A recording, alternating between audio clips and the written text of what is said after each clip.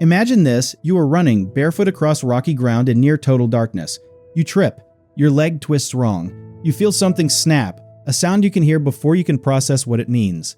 You hit the ground hard.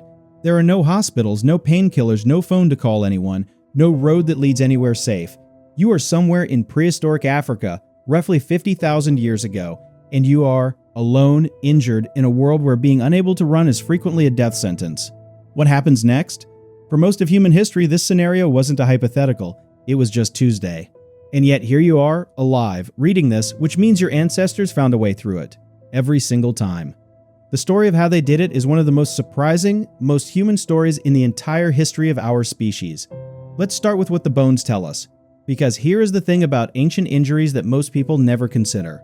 We have the evidence, not written records, not stories, actual physical proof preserved in fossil bone that ancient humans were getting catastrophically injured and surviving. In 1995, researchers studying a Neanderthal skeleton found at Shanidar Cave in Iraq discovered something extraordinary. This individual, now known as Shanidar 1, had survived injuries that should have been fatal. A crushing blow to the left side of his skull that likely blinded him in one eye, a withered and amputated right arm, severe arthritis throughout his body, multiple healed fractures. He was estimated to be between 40 and 50 years old at the time of death. Ancient by prehistoric standards, which means he lived for decades with injuries that left him unable to hunt, unable to defend himself, unable to contribute in the ways that survival required. He could not have survived alone.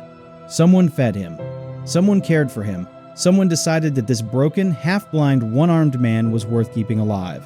That decision, made 60,000 years ago, is one of the earliest pieces of evidence we have for something we might call medicine. Not medicine as technique, medicine as intention. But ancient humans weren't just caring for each other, they were also, surprisingly, treating injuries with tools and plants in ways that were far more sophisticated than we ever assumed. The oldest known surgical procedure on record is amputation, and it doesn't come from ancient Greece or Egypt, it comes from a cave in Borneo, dated to at least 31,000 years ago. Archaeologists found the skeleton of a young adult whose lower left leg had been cleanly removed, not torn off by an animal, not broken, surgically amputated. Think about what that required. Someone made a decision to cut off this person's leg. They had to have some understanding that the alternative, leaving it, would kill the person. They had to have a tool sharp enough to cut cleanly through bone. They had to control bleeding. They had to prevent infection in a cave 31,000 years before antibiotics existed. And it worked. The patient lived. So how did they stop infection? How did they manage pain? This is where it gets genuinely fascinating, because the answers were everywhere. They were in the plants around them. In 2012, researchers studying the dental remains of Neanderthals found chemical signatures of specific plants that have no nutritional value. One of them was yarrow. Another was groundsel. Both are bitter, nearly inedible, but both have documented anti-inflammatory and pain-relieving properties that modern pharmacology has since confirmed. The Neanderthals weren't eating these plants for food. They were consuming them deliberately, for effect. And they weren't alone. Studies of ancient human dental plaque, a remarkably good record of what people put in their mouths, have found evidence of medicinal plant use across multiple prehistoric populations. Poppy residue, willow bark, which contains salicylic acid, the active compound in aspirin, mold compounds that predate the discovery of penicillin by 50,000 years. Your ancestors didn't know the molecular mechanisms. They didn't have clinical trials, but they watched. They remembered. They passed knowledge down, generation after generation of quiet observation, encoded not in writing but in practice, in memory, in the hands of whoever in the group had learned what worked. That is not primitive. That is science in its most honest form. But here's what stays with you. All of the medical knowledge in the world means nothing if you're alone. The single most consistent finding across every study of prehistoric injury survival is this. The people who recovered from catastrophic injuries were the people who had others around them. Full stop. A broken femur, the large bone in your upper thigh, is survivable today with proper care. In the prehistoric world, it meant you couldn't walk, couldn't hunt, couldn't gather, couldn't flee. Without someone bringing you food and water, keeping predators away, cleaning your wound, a broken femur was a death sentence. And yet archaeologists have found healed femur fractures in prehistoric skeletons going back hundreds of thousands of years.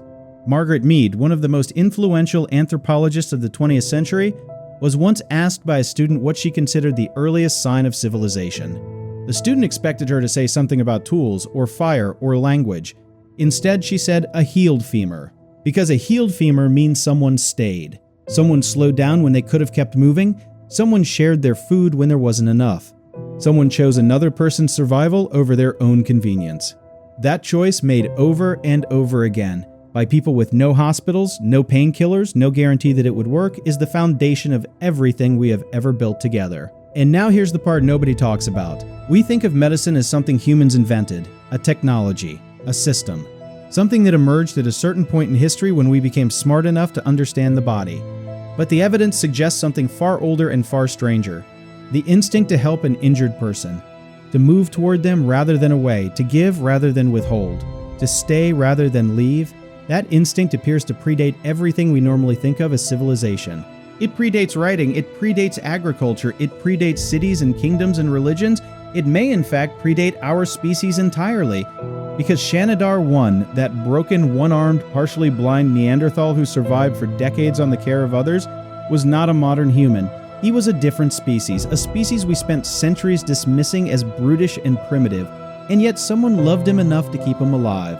So the next time you are sick or hurt and someone brings you something, food, medicine, just their presence in the room, understand what you are actually receiving.